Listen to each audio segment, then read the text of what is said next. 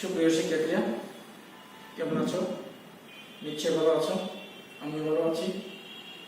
আমি গত শুক্রবারে তোমাদের সামনে একটি ক্লাস নিয়ে হাজির হয়েছিলাম।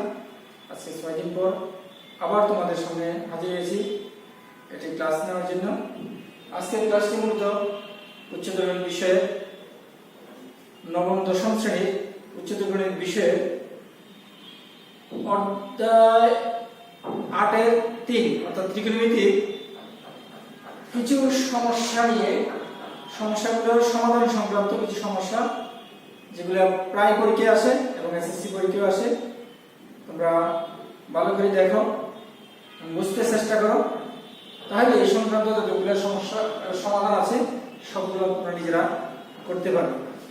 তাহলে আসো আমরা কাজগুলো দেখি কি সমস্যা সমাধান করো। যখন 0 degree less than theta less দেন 360 ডিগ্রি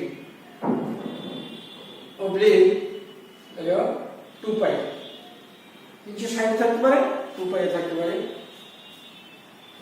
এক নম্বর সমস্যা হলো 2 sin square theta plus 3 cos theta equal to 0। দুই নম্বর হলো cos square theta plus cot square theta equal to 3। এই সমস্যা দুটি সমাধান করে আমরা এখান থেকে থিটার মান বের করতে পারবো। তবে আমাদের শর্তটা অবশ্যই খেয়াল রাখতে হবে, 0 degree less than theta less than 2 পাই। অর্থাৎ আমাদের যে চতুর্ভাগটি আছে, চারটি চতুর্ভাগ, এই চারটি চতুর্ভাগে মানগুলা আসবে, অথবা দুটোও আসতে পারে, আবার চারটি মানও আসতে পারে।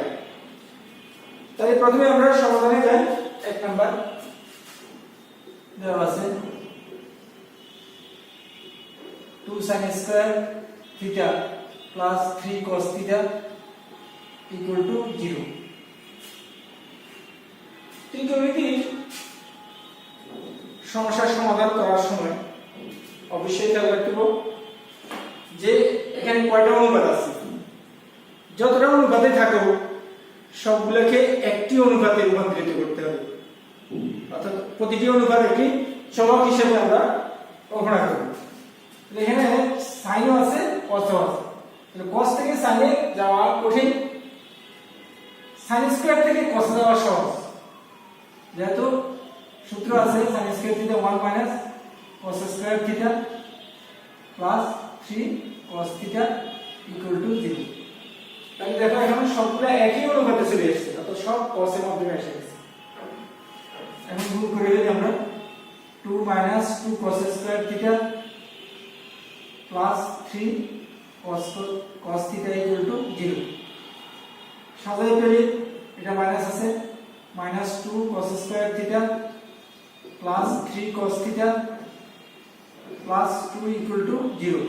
আমরা মাইনাস 1 দিয়ে গুণ করে ফেলি, 2 cos square theta minus 3 cos theta minus 2 equal to 0। এটাকে আমরা মিডল ফ্যাক্টর করব। তাহলে প্রথমে আছে 2, শেষে 2, 2 গুণে 4, তো 4 কে ভাঙে আমরা 3 মিলাতে হবে। তাহলে 4 কে 4 থেকে যদি আমরা 1 বিয়োগ করি, অর্থাৎ 4 cos theta plus cos theta যদি দেই, তাহলে আমরা এই বিয়োগ করলে মাইনাস 3 cos থিটা পাবো, মাইনাস 2 ইকুয়াল টু 0। এখানে কমন নেই, 2 cos থিটা কমন যায়, কমন নিলে cos theta minus 2 plus 1 common নিলে cos theta minus 2 equal to 0 और cos theta minus 2 into 2 cos theta plus 1 equal to 0। তাহলে আমরা এখানে কি হয় কি আলাদা করতে পারি, হয় cos theta minus 2 equal to 0 বা cos थीटा इक्वल टू 2। এটা গ্রহণযোগ্য নয়।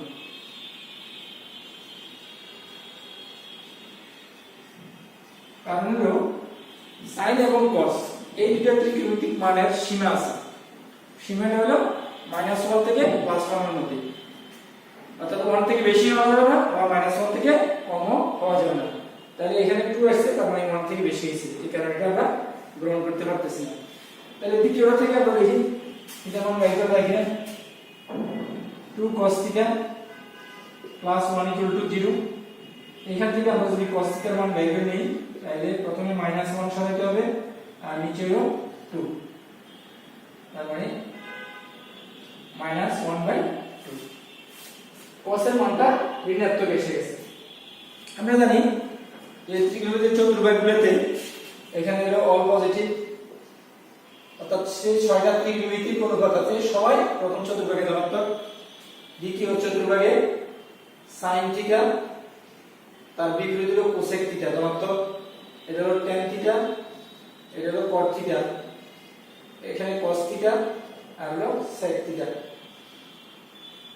তাহলে এটা sin থিটা আর cosec থিটা দ্বিতীয় চতুর্ভাগে ধনাত্মক, tan থিটা cot থিটা দ্বিতীয় চতুর্ভাগে ধনাত্মক, cos থিটা আর sec থিটা চতুর্থ চতুর্ভাগে ধনাত্মক আর প্রথম চতুর্ভাগে সবাই ধনাত্মক। দ্বিতীয় চতুর্ভাগে যারা আছে অন্য চতুর্ভাগে তারা ঋণাত্মক, তৃতীয় চতুর্ভাগে যারা আছে তারা বাকি দুই চতুর্ভাগে ঋণাত্মক হবে, আর চতুর্থ চতুর্ভাগে যারা আছে তারা দ্বিতীয় এবং তৃতীয় চতুর্ভাগে ঋণাত্মক হবে। তাহলে cos টা ঋণাত্মক আসছে, cos এর মান ঋণাত্মক। তাহলে cos আমার আছে কোথায়? প্রথম চতুর্ভাগে সবাই আছে, প্রথম এবং দ্বিতীয়তে ধনাত্মক। তাহলে cos টা ঋণাত্মক হবে দ্বিতীয় চতুর্ভাগে এবং তৃতীয় চতুর্ভাগে। তার মানে cos এর একটা মান আসবে দ্বিতীয় চতুর্ভাগে আর একটা মান আসবে তৃতীয় চতুর্ভাগে, দুইটা মান বের করতে হবে নিয়ন্ত্রণ। একটা জিনিস খেয়াল রাখতে হবে, এটা হলো π/2, এটা হলো পাই এই পর্যন্ত হলো 3π/2, এটা হলো 2π পর্যন্ত, 0 থেকে আরম্ভ করব। এই চতুর্থটাকে বলা হয় পাই মাইনাস থিটা, এটা হলো পাই প্লাস থিটা, এটা হলো 2π মাইনাস থিটা। পাই হলো 180, 180 থেকে কম যদি হয় পাই মাইনাস থিটা, 180 থেকে বেশি হলো পাই প্লাস থিটা। এখানে হলো এই পর্যন্ত 2π, এই 2π মাইনাস থিটা। এই তিনটা এই কোণের মধ্যে, এই তিনটা কোণের মধ্যে আমাকে হিসাব করতে হবে, তাইলে cos ঋণাত্মক। প্রথমে আমরা জানি cos theta equal to half, cos কত ডিগ্রির মান? হাফ। cos 60 ডিগ্রির মান হলো হাফ, তো 60 cos 60 বাই π/3, এটাকে বলা হয় cos 60 ডিগ্রি। তাহলে এখানে যদি মাইনাসটা না থাকতো তাহলে আমি দুই দিকে cos বাদ দিয়ে থিটার মান π/3 পেয়ে যেতাম।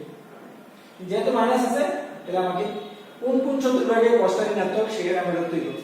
cos হলো দ্বিতীয় চতুর্ভাগে ঋণাত্মক আর তৃতীয় চতুর্ভাগে ঋণাত্মক। দ্বিতীয় চতুর্ভাগে ঢুকতে হলে তাহলে এটাকে আমরা চেঞ্জ করে দিই, cos theta equal two minus করে দিলে cos দ্বিতীয় চতুর্ভাগে পাই মাইনাস থিটা করে ঢুকতে হবে, পাই মাইনাস থিটা, থিটা বলতে π/3, তার মানে দ্বিতীয় চতুর্ভাগে আমরা চলে আসলাম। দ্বিতীয় চতুর্ভাগে মানে এলো cos ঋণাত্মক। আবার তৃতীয়তে যদি ঢুকতে চাই তাহলে পাই প্লাস থিটা, তাহলে cos পাই প্লাস থিটা, থিটা বলতে π/3। তাহলে আমরা দ্বিতীয়তে ঢুকে গেলাম, তৃতীয়তে চলে আসলাম। এখন যদি আমরা হিসাব করে নিই cos থিটা এখানে যোগ করলে cos 3π মাইনাস পাই, তার মানে 2π/3,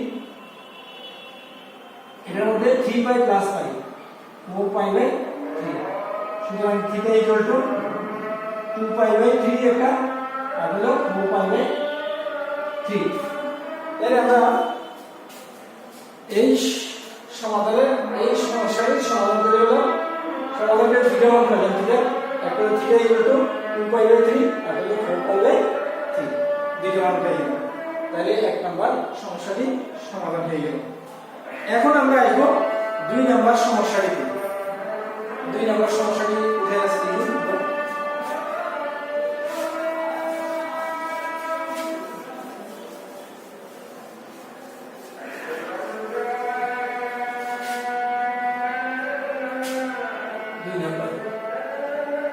cosec square theta plus cot square theta equal two 3। cosec আছে, cot আছে, cosec থেকে cot এ যাওয়া যায়, cot থেকে cosec এও আসা যায়, cot স্কয়ার থেকে। তাহলে আমরা cot এ চলে যাই, cosec স্কয়ার হলো 1 plus cot square theta plus আছে cot square theta equal two 3।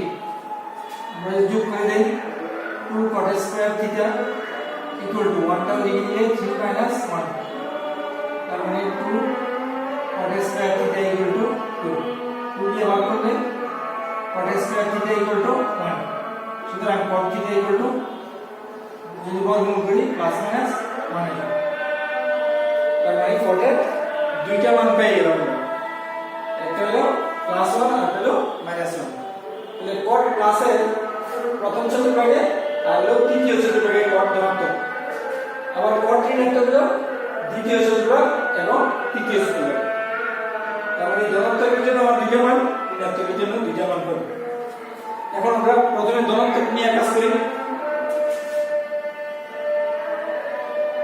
cot theta equal two 1 প্রথমে এটা নিলাম 1 কে চেঞ্জ করে নিই cot theta equal to cot 45 degree মানে হলো 1 45 এর পাই বাই 4 180 এর চাপ দিয়ে ভাগ করলে 45 আসে তার মানে পাই বাই 4 মানে 45 এর প্রথম চতুর্ভাগ আর হলো cot ধনাত্মকের তৃতীয় চতুর্ভাগ পাই প্লাস থিটা cot এটাকে পাই প্লাস থিটা আছে থিটা বলতে পাই বাই 4 এটা হলো প্রথম চতুর্ভাগ আর হলো তৃতীয় চতুর্ভাগ দুইটাতে ধনাত্মক আছে cot theta equal to cot pi by 4 এখানে যোগ করলে 4 পাই প্লাস পাই পাই বাই 4 সুতরাং প্রত্যেকটাতে cot বাদ দিয়ে দিলে theta equal to pi by 4 একটা নিকট দিলিস আর হলো পাই পাই বাই 4 তাহলে এটা হলো প্রথম চতুর্ভাগ এটা হলো তৃতীয় চতুর্ভাগ তাহলে দুইটা মান পাই গেলাম দুই চতুর্ভাগে আবার ঋণাত্মক যদি নিই cot theta equal two -1 cot ঋণাত্মক হলো তৃতীয় চতুর্ভাগ এবং চতুর্থ চতুর্ভাগে তাহলে আমরা প্রথমে চেঞ্জ করে নিই cot থিটা ইকুয়াল টু মাইনাসটা থাকবে 1 কে চেঞ্জ করে নিই cot 45 মানে পাই বাই 4 এখন যেহেতু মাইনাস আছে আমার চতুর্ভাগে ঢুকতে হবে cos ঋণাত্মক হলো দ্বিতীয় চতুর্ভাগ যখন চতুর্ভাগে ঢুকি তখন আর মাইনাসটা থাকবে না তাহলে cot theta equal to cot চতুর্ভাগে ঢুকতেছে মাইনাস থাকবে না চতুর্ভাগে ঢুকতে হলে পাই মাইনাস থিটা থিটা মানে পাই বাই 4 দ্বিতীয়তে ঢুকে গেলাম তাহলে গলতে গেলাম এবার আবার চতুর্থতে ঢুকতে হলে 2 পাই মাইনাস পাই বাই 4 করে ঢুকতে হবে এই যে 2 পাই মাইনাস থিটা থিটা বলতে ওই পাই বাই 4 তাহলে cos 180 মাইনাস থিটা দ্বিতীয় চতুর্ভাগ cot 2 পাই মাইনাস থিটা তার মানে 360 মাইনাস থিটা চতুর্থ চতুর্ভাগ তাহলে cot theta equal to cot বিয়োগ করলে 3 pi by 4 equal to cot 4 দুগুণে 8 7 পাই বাই 4 সুতরাং আমরা থিটা পেয়ে গেলাম 3 পাই বাই 4 আর হলো 7 পাই বাই 4 তাহলে মোট চারটা মান পেলাম প্রথম তৃতীয় দ্বিতীয় চতুর্থ নির্ণয় সমাধান থিটা ইকুয়াল টু প্রথম চতুর্ভাগ আগে আসবে পাই বাই 4 তারপর দ্বিতীয় চতুর্ভাগ 3 পাই বাই 4 তারপর তৃতীয় চতুর্ভাগ 5 পাই বাই 4 তারপর চতুর্থ চতুর্ভাগ 7 পাই বাই 4 কারণ সব বিজোড় 1 পাই 3 পাই 5 পাই 7 পাই ডিভাইড বাই 4 এই চারটা সমাধান এই চারটা মান হলো এই দ্বিতীয় সমীকরণের সমাধান অর্থাৎ থিটার মান তাহলে প্রথম চতুর্ভাগে একটা দ্বিতীয় চতুর্ভাগে একটা তৃতীয় চতুর্ভাগে একটা চতুর্থ চতুর্ভাগে একটা এই চারটি চতুর্ভাগে এখানে হিসাব করে দিয়েছিল শর্ত দিয়ে দিয়েছিল 0 less than theta less than 2 pi by 360 অর্থাৎ 0 থেকে 360 এর মধ্যে থিটার যে মানগুলো পাওয়া যায় সেগুলো হলো এই সমীকরণের সমাধান তো শিক্ষার্থী বন্ধুরা এতক্ষণ তোমরা দেখলে নিশ্চয়ই তোমরা বুঝতে পারছো এভাবে বাকি যে অঙ্কগুলো আছে যে সমস্যাগুলো আছে তোমার বইতে 8 এর 13 নম্বরের যে অঙ্কগুলো আছে সেই অঙ্কগুলো তোমরা সহজেই করতে পারবে এগুলো বাসায় করো দেখবে যে একবারে সহজ হয়ে গেছে তাহলে আজ আর কথা বলার ইচ্ছে না তোমরা বাসায় থাকো সুস্থ থাকো ভালো থাকো লেখাপড়া করো বার্ষিক পরীক্ষার প্রস্তুতি নাও কেউ টেস্ট পরীক্ষার প্রস্তুতি নাও এই আশা প্রত্যাশা ব্যক্ত করে সবাইকে ধন্যবাদ জানিয়ে আজকের মধ্যে এখানে শেষ করছি ধন্যবাদ সবাইকে।